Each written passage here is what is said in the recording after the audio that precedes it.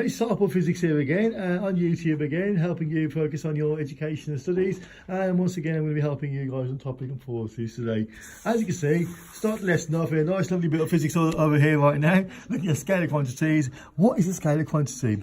Well, basically, scalar quantity is basically something that has size to it. Now, let's face it, the bigger the size of an object, the more magnitude it has. So if you see an object that's really, really big in size, it's got a really, really big magnitude to it. Now, over the side over here right now, vector quantities. Now, these obviously play an important part in life. If you got a size, we need to know direction as well. So, for example, if you know how far you're going, there's no point knowing how far you're going if you don't know where you're going in the first place. So we need to know where you're going in the first place. And therefore, what we need to know is you need to know how far you're going, in which direction you can go as well. I mean, it's not very good if I'm an astronaut, astronaut flying my shuttle back down again. I don't know where I'm going. I could be going around in circles for all I know. So you make a YouTube video? I'm on YouTube, by the way, as well. Now, example physics. Example is, if you got a journey going from A to B, now, yes, for all fair and well, we could be going all the way here, we can going up and down, everywhere you go right now, up to B. Now, that basically is a total journey of from A to B, and we call that distance. So we're going to write this word down, distance. Now, this is basically going to be a distance, can't quite see this, but distance covered from A to B. And that's what we're going to have here. Distance is going to be the total journey all the way from A to B, regardless of the direction as well.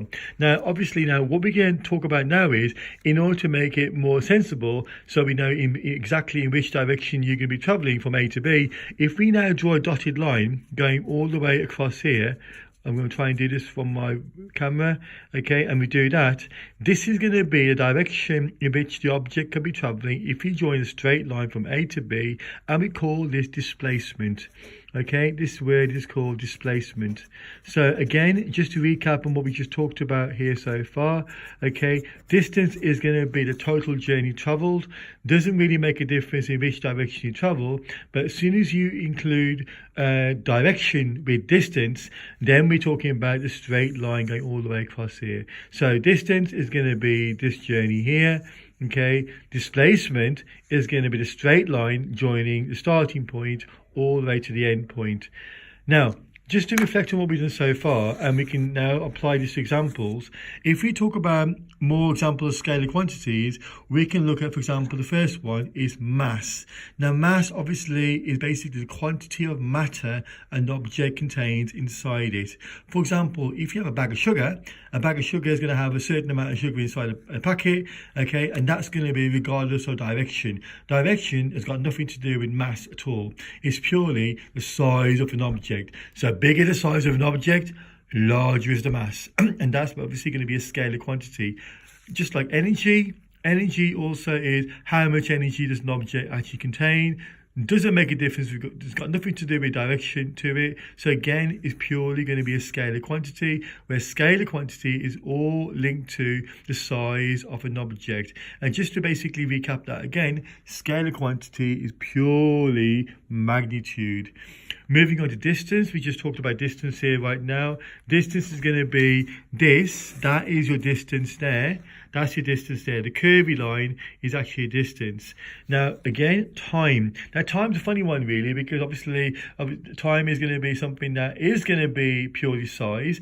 Just the actual how much time you actually have. It's got nothing to do with direction. Obviously, of those of you who watch Doctor Who, you can travel back and forth. Okay, we're not talking about Doctor Who right now. Okay, we're talking about basically time itself only flows in one direction, regardless of whether certain people basically think that time actually travels in both directions.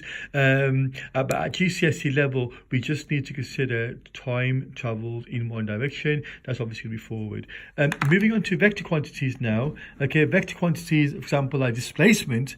Okay, displacement again, just to recap again, is going to be the line traveling from A to B, all the way from A to B. Right now, it's a straight line, and therefore to show you that, okay, basically it's going to be a vector quantity where we can actually have a direction to this displacement going from A to B.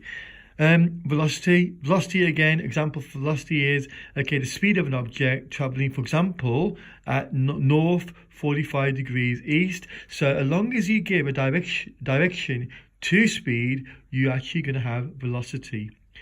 Acceleration, again, is going to be how fast an object is traveling. Okay, could even mean how quickly an object is slowing down. That could be deceleration, or how quickly an object is speeding up. That's going to be acceleration.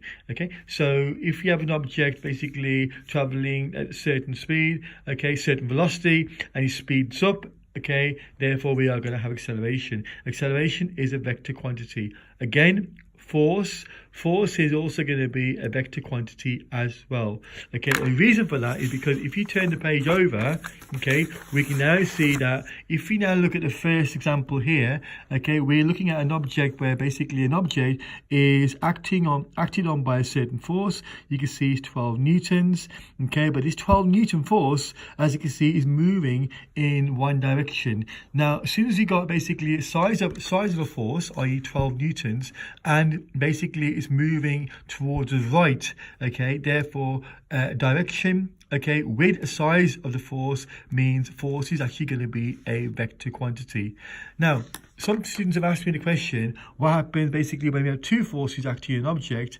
And when we have two forces acting on an object, we are going to have obviously for example, 16 newtons acting towards the left, 12 newtons acting towards the right, and obviously all you need to do here is calculate the resultant force. Now the resultant force is going to be basically taking away the 16 from the 16 and the 12 newtons, 12 from the 16, obviously that's going to give you your 4 Newton force acting towards the left. And again, because you got the size of the force is 4 newtons and it's acting towards the left, okay, in that direction, okay, again, direction and the size of the force is going to go back to looking at a vector quantity. Now, that's all for now, folks. Next time we're going to be talking about what about basically when there's basically more than two forces acting on an object.